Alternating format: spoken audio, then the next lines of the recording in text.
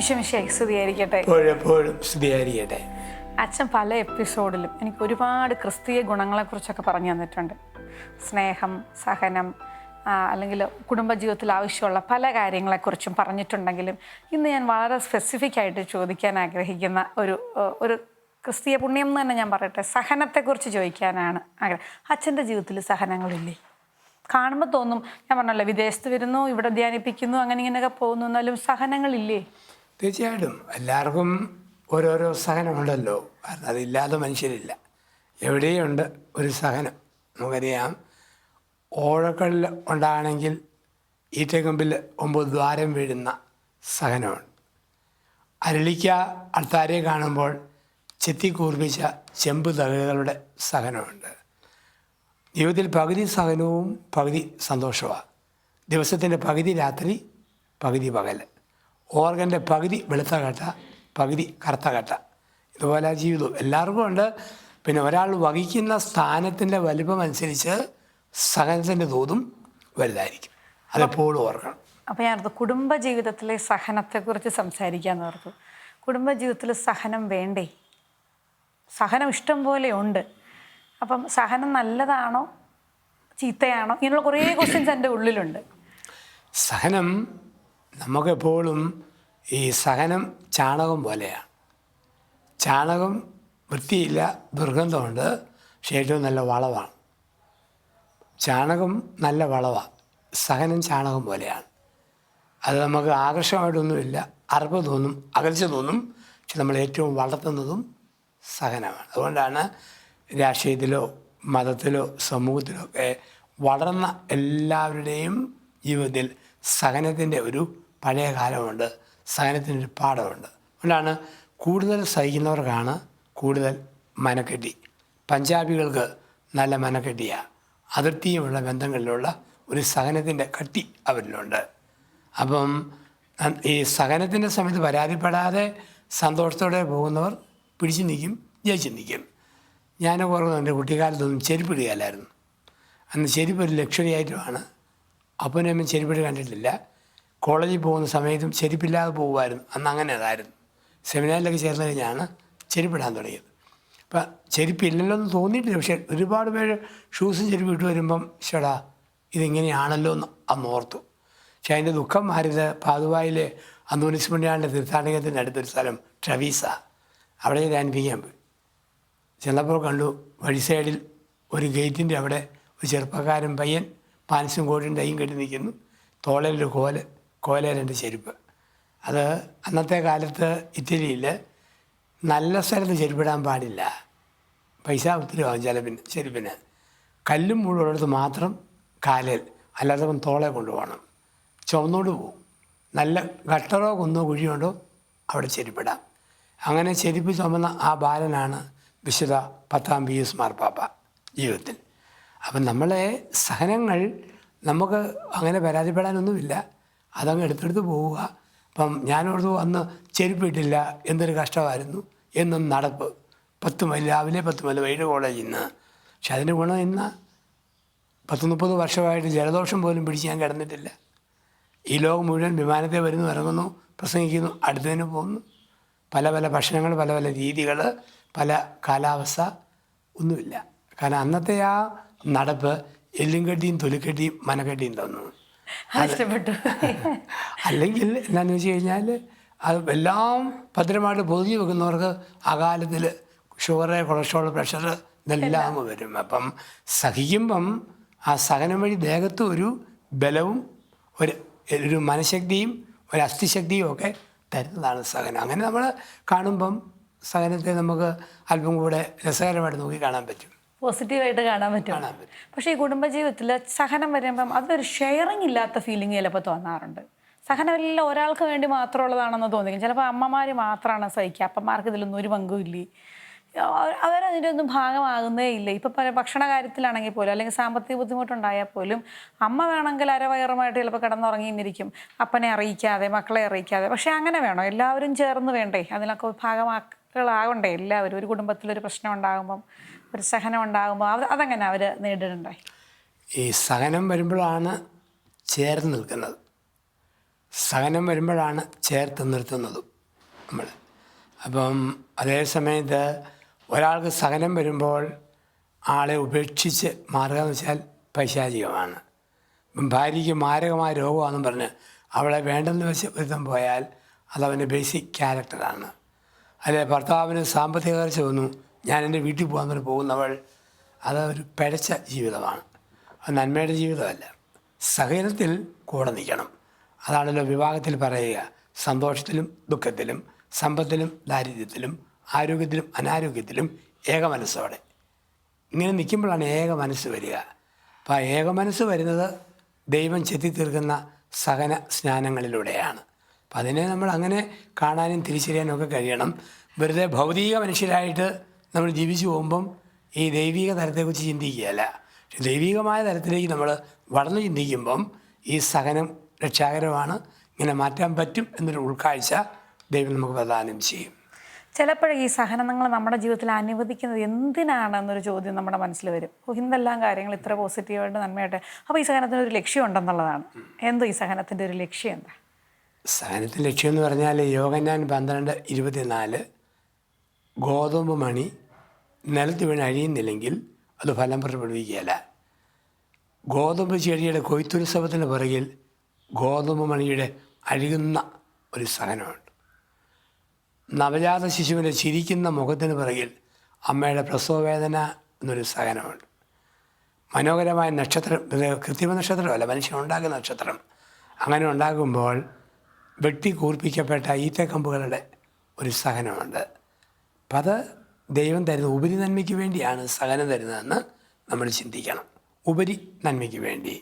ഇപ്പം മക്കളില്ലാ ദമ്പതികൾ ഉല്ലാസത്തോടെ നടക്കുമ്പം സഹനമൊന്നുമില്ല, പക്ഷെ മക്കളില്ല, വേറെ രീതിയായിട്ട്. അതേ സമയത്ത് ഭാര്യ ഗർഭിണിയായി ഒരു കുഞ്ഞാകുമ്പോൾ സഹനമുണ്ട്, പക്ഷേ ചിരിക്കുന്ന കുഞ്ഞിൻ്റെ മുഖമുണ്ട്, ഒരു ഉപരി നന്മയുണ്ട്.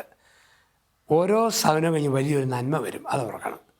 അനാവശ്യമായി നമ്മളൊരാൾ വിമർശിച്ചാൽ, കമൻറ്റ് പറഞ്ഞാൽ, കുത്തുവാക്ക് പറഞ്ഞാൽ തളരരുത്. അത് ശാന്തമായിട്ട് ഇരുന്ന് കൊടുക്കുക. ഇരുന്ന് കൊടുത്താൽ പിന്നീട് ഒരു ഉപരി നന്മ വരാം. ഈ നാളുകളിലൊക്കെ ഉമ്മൻചാണ്ടിയെക്കുറിച്ചൊക്കെ പറയാൻ നമ്മൾ കേൾക്കാറുണ്ട് എപ്പോഴും. എന്തെല്ലാം ആരോപണം, കള്ള ആരോപണങ്ങളാണ് ആ മനുഷ്യന് നേരെ വന്നത്. ഉള്ള കാലത്ത് ഇപ്പോൾ എല്ലാവരും തന്നെ പറയുന്നു അത് കള്ളത്തരവാണ്. പറഞ്ഞവർ തന്നെ പറയുന്നു അവൻ സത്യമായും ദൈവോത്തരന നീതിമാനാ. ഈ തെറി പറഞ്ഞവരൊക്കെയാണ് അത് പറയുന്നത്. പക്ഷെ അന്ന് അദ്ദേഹം പ്രതികരിച്ചില്ല. അതുകൊണ്ട് സത്യം പിന്നീട് അദ്ദേഹത്തിന് അനുകൂലമായിട്ട് ദൈവം കൊണ്ടുവരുന്നത് നമുക്ക് കാണാം. ഇതുപോലെ സഹനം കഴിയുമ്പോൾ ഒരു ഉപരി നന്മ ദൈവം നമുക്ക് തരും. 4, 5, 6, 7 ക്ലാസ് പാസ്സാകാൻ എളുപ്പമാണ്. പക്ഷെ അത് കഴിഞ്ഞാൽ 8ാം ക്ലാസ്സിലേക്ക് കയറാൻ പറ്റും. +2 കഴിഞ്ഞാൽ ടഫാണ്.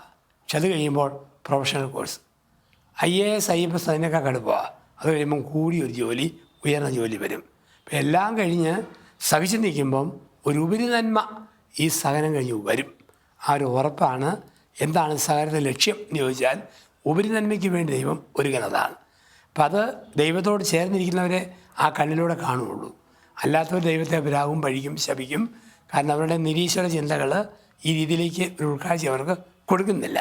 വിശ്വസിക്കുന്നവന് ഉപരി നന്മയ്ക്ക് വേണ്ടിയാണ് ദൈവം സഹനം കൊടുക്കുക. സഹനം കൊടുക്കുന്നതിനെക്കുറിച്ച് 5 കാരണങ്ങളാണ് ബൈബിളിൽ പറഞ്ഞിരിക്കുന്നത്. 1, ഉപരി നന്മയ്ക്ക് വേണ്ടി. 2, കൂടുതൽ ഫലം പുറപ്പെടുവിക്കാനും സഹനം കൊടുക്കും. അതാണ് വെട്ടിയൊരുക്കുന്ന മുന്തിരിയാണ് കൂടുതൽ ഫലം തരിക. വെട്ടാത്ത മുന്തിരി കാട്ടുമുന്തിരി പോലെ കിടക്കും.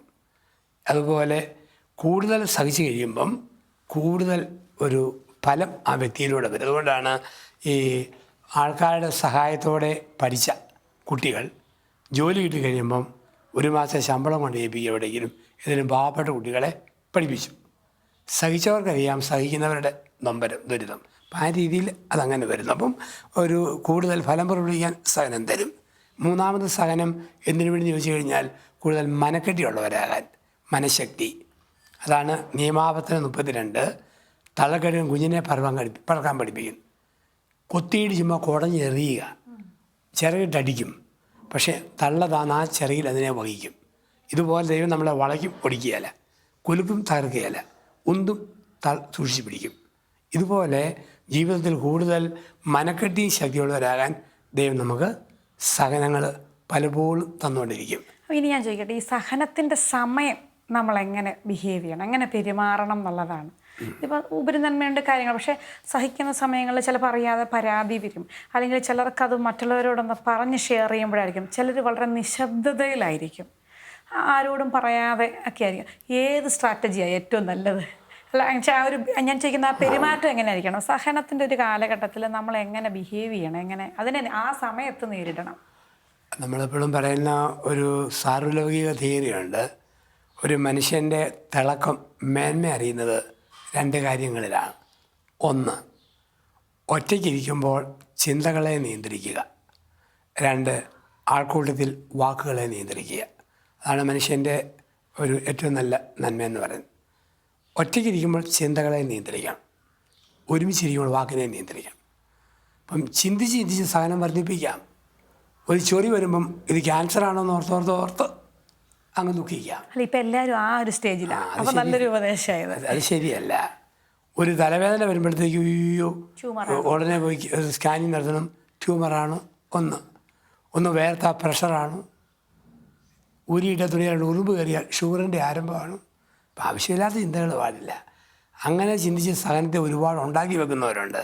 അത് അതുകൊണ്ട് അവർ ഒറ്റയ്ക്ക് ഇരിക്കുമ്പോൾ ചിന്തകളെ നിയന്ത്രിക്കണം. അതിനെന്നാ ചെയ്യുന്നത് ശരിക്കും? അങ്ങനെ നിയന്ത്രിക്കാൻ ആഗ്രഹമുണ്ട്, പക്ഷേ അല്ല, അന്നേരം അങ്ങനെ വരുമ്പോഴത്തേക്ക് കാട് കയറുമ്പോഴേ ഓർക്കണം, ഇത് യാഥാർത്ഥ്യമല്ല, എൻ്റെ ഭാവനയിൽ വരുന്നതാണ്. ചുമ്മാ എഴുന്നേറ്റ് നടന്നോണം, ചുമ്മാ ഇരിക്കാതെ എഴുന്നേറ്റ് നടന്നോണം. അല്ലെങ്കിൽ ബൈബിളിൻ്റെ ഒരു ഭാഗം വായിക്കണം, അല്ലെങ്കിൽ ഒരു നല്ല ഭക്തിഗാനം കേൾക്കണം. അതിൽ ആത്മഹത്യ ചെയ്യാൻ പോകുന്നവനോട് ആരെങ്കിലും എങ്ങോട്ടാ ചേട്ടാന്ന് വെച്ചാൽ ആത്മഹത്യ ചെയ്യല്ലോ.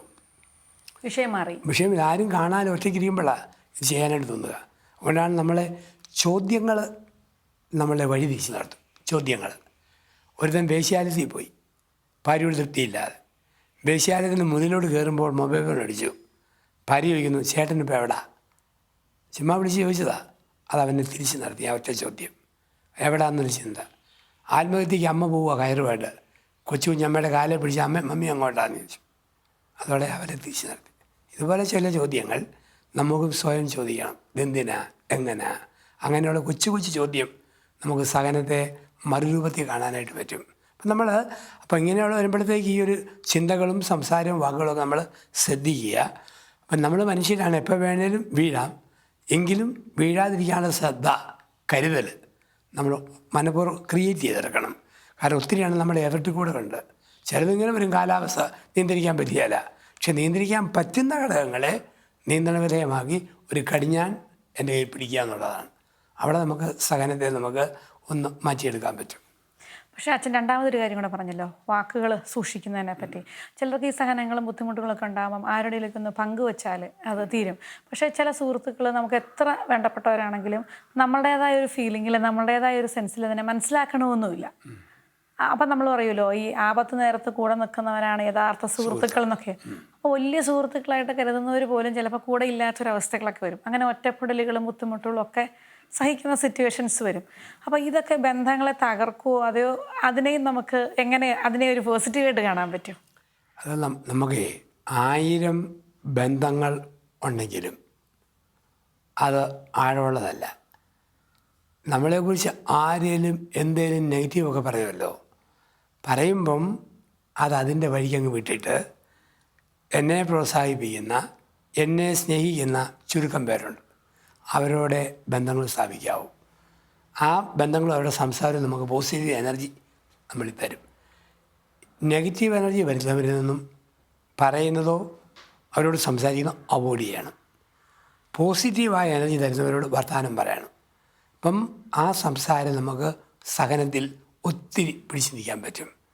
ഒത്തിരി തളരുന്ന ഭർത്താവിനോട് ഭാര്യയുടെ ഒരു പോസിറ്റീവ് ടോക്ക് മതി, അവൻ വീണ്ടും ഒന്നേന്ന് തുടങ്ങും. വാടിപ്പോയ ഭാര്യയെ ബലപ്പെടുത്താൻ, മോളെ സാരമില്ല റിപ്പോർട്ട്, ഒറ്റ വാക്ക് മതി. അതുകൊണ്ടാണല്ലോ മീൻ പിടിച്ചൊന്നും കിട്ടാതെ വട്ടവൻ്റെ കുഞ്ഞു പോലും കിട്ടാതെ വലഞ്ഞവരുണ്ട്. അവരൊറ്റ വാക്ക് ക്രിസ്തു പറഞ്ഞു, വലതുവശത്ത് എറിഞ്ഞു. ഒരു പ്രോത്സാഹനത്തിനൊക്കെ മീൻപിടുത്തം നിർത്തണമെന്നല്ല, നിൻ്റെ പണി കഴിഞ്ഞെന്നല്ല, എറിയ്. ഇതുവരെ ചെയ്തിൽ എന്തോ പാളിച്ചുകൊണ്ട് അല്പം കൂടെ വലത്തോട്ടാ, ഒറ്റ വാക്കേ ഉള്ളൂ. അതാണ് സഹനത്തിന് നൽകി നമുക്ക് കിട്ടുന്ന ഒരു എനർജി എന്ന് പറയും. പിന്നെ ഈ സഹനത്തെ 3 വിധത്തിൽ കാണുന്ന മനുഷ്യരുണ്ട്. 3 വിധം. ഒന്ന് പൈശാചികം, 2 മാനുഷികം, 3 ദൈവികം. എങ്ങനെ കാണുന്നു എന്നതിലാണ് സഹനം നമ്മൾ വഹിക്കുന്ന പങ്ക്. പൈശാചികം. എന്താ പൈശാചികം? എന്നെക്കുറിച്ച് പരദോഷം പറഞ്ഞു, വണ്ടി ഇടിച്ച് ഒടിഞ്ഞു പോണേ, എന്നെ വേദനിപ്പിച്ചതിന് ഇടിവെട്ടി കരിഞ്ഞു പോണേ, എനിക്ക് ദുരന്തം പറ്റിയവന് ഗതി പിടിക്കാതെ തലമുറ നശിച്ചു പോണേ. അത് പൈശാചികം. സഹനത്തിൽ പൈശാചികമായ ഒരു കാഴ്ചപ്പാട്. 2 മാനുഷികം. എന്താ മാനുഷികം? എന്നാ പറയാൻ, ഇതുകൂട് പിശാചാണല്ലോ കെട്ടിയവനായിട്ട് വന്നത്, ഇതുകൂടി ഭദ്രകാളിയാണല്ലോ ഭാര്യയായിട്ട് വന്നത്, ഇതുകൂടി ശവങ്ങളാണല്ലോ മക്കളായിട്ട് വന്നത്. അത് മാനുഷികം. പരാതി പറഞ്ഞ് അവതാ പറഞ്ഞ് സഹനത്തെ സ്വീകരിക്കുന്നു.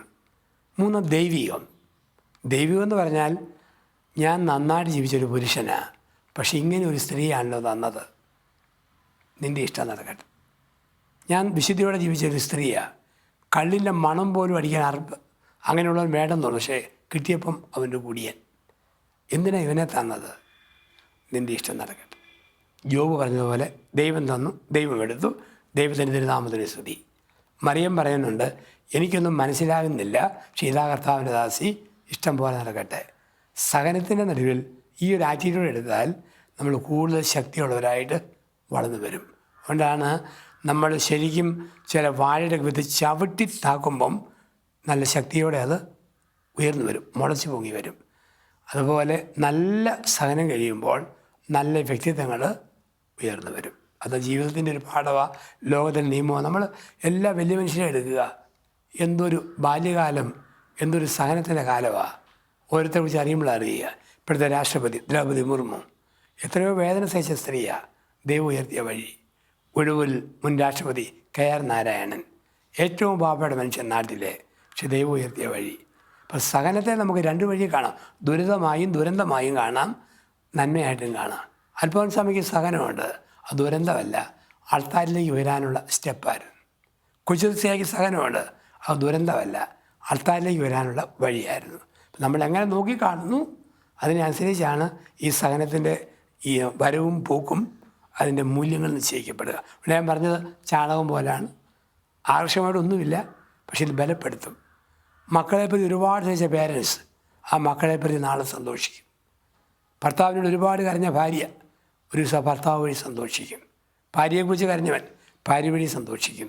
നമ്മൾ ദൈവത്തെ മുറുകെ പിടിച്ചുകൊണ്ട് ഈ സഹനത്തിൽ നിന്ന് പോയാൽ മതി. പിന്നെ ഈ സമയത്തൊക്കെ നമ്മളെ മനസ്സിലാക്കുന്നവരോട് ആത്മാർത്ഥമായിട്ട് ഈ സഹനം ഷെയർ ചെയ്യണം. ഓട്ടോറിക്ഷ വിളിച്ച് എല്ലാവരോടും പറഞ്ഞുകൊണ്ട് നടക്കരുത്, ചുമ്മാ മനസ്സിലാക്കുന്നവരോട് മാത്രം പറയുക.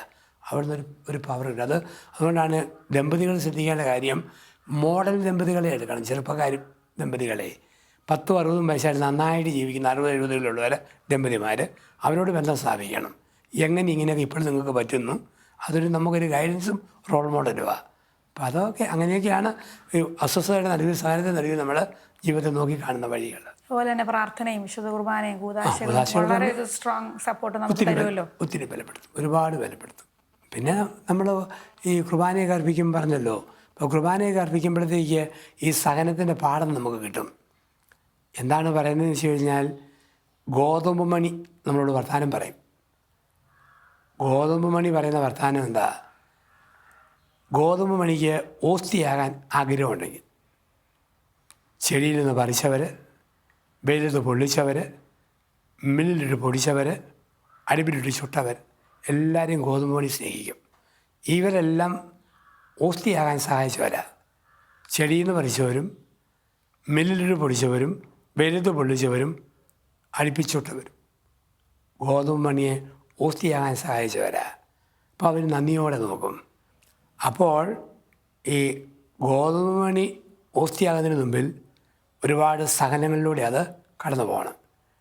ക്രിസ്തുവിനെക്കുറിച്ച് പറയും, അവൻ ജനിച്ചപ്പോൾ അവൻ്റെ കണ്ണിൻ്റെ കൃഷ്ണമണിക്ക് മുന്തിരിയുടെ നിറവായിരുന്നു, അവൻ്റെ ശരീരത്തിന് ഗോതമ്പിൻ്റെ നിറവായിരുന്നു. പിന്നീട് ആ മുന്തിരി പിഴിഞ്ഞാണ് കാസയിലെ വീഞ്ഞായത്. ആ ഗോതമ്പ് പൊടിഞ്ഞാണ് അവൻ്റെ ശരീരമായ തിരുവോസ്തിയായത്. ഇതുപോലെ നമ്മളെ പൊടിക്കുന്നവരും പിഴിയുന്നവരും ഞെക്കുന്നവരുമുണ്ട്. അപ്പം അവരെല്ലാം നമ്മളെ സഹായിക്കുക അവൻ്റെ അൾത്താരയിൽ അപ്പമാകാൻ വീഞ്ഞാകാൻ. ആ രീതിയിൽ സഹനത്തെ ധ്യാനപൂർവ്വം ഇരുന്ന് കണ്ടെത്തണം.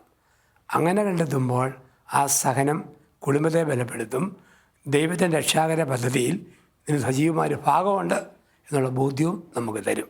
അങ്ങനെ കുടുംബത്തിലെ സഹനങ്ങളെ നമ്മൾ നോക്കിക്കാണുക, അവയെ നമ്മൾ പരാതിയില്ലാതെ സ്വന്തമാക്കുക, പരിഭവമില്ലാതെ നമ്മുടെ ക്രൈസ്തവ ജീവിതം നമ്മൾ ജീവിച്ചു തീർക്കുക. ഞാൻ ഓർക്കുകയാണ്, ഈ എപ്പിസോഡ് കഴിയുമ്പോൾ എല്ലാവരും പ്രാർത്ഥിക്കും ഞങ്ങൾക്ക് കുറച്ച് കൂടുതൽ സഹനം കിട്ടണേ എന്ന് പ്രാർത്ഥിക്കാൻ വഴിയുണ്ട്. കാരണം സഹനത്തിന് അവസാനം ഒരു വലിയ റിസൾട്ട് ഉണ്ട്, ഒരു വലിയ ലക്ഷ്യമുണ്ട്, നമ്മുടെ ജീവിതത്തിൽ ഒരു വലിയ ഉയർച്ചയുണ്ട്, ഒരു നന്മയുണ്ടെന്നുള്ളത് ശരിക്കും എനിക്ക് മനസ്സിലായി കേട്ടോ. അല്ല, നമ്മളങ്ങനെ ചിന്തിച്ചിട്ട് നമ്മൾ അനുഭവിച്ചിട്ടുള്ള കാര്യമാണ്. അപ്പോൾ അച്ഛൻ്റെ വാക്കുകൾ കേട്ടപ്പോൾ കുറച്ചുകൂടെ സന്തോഷമായി. എന്തായാലും നമുക്ക് അടുത്ത എപ്പിസോഡിൽ അടുത്ത ഒരു വിശേഷമൊക്കെ ആയിട്ട്, അടുത്ത ടോപ്പിക്കൊക്കെ ആയിട്ട് വീണ്ടും വരാം. Thank you so much. Thank you.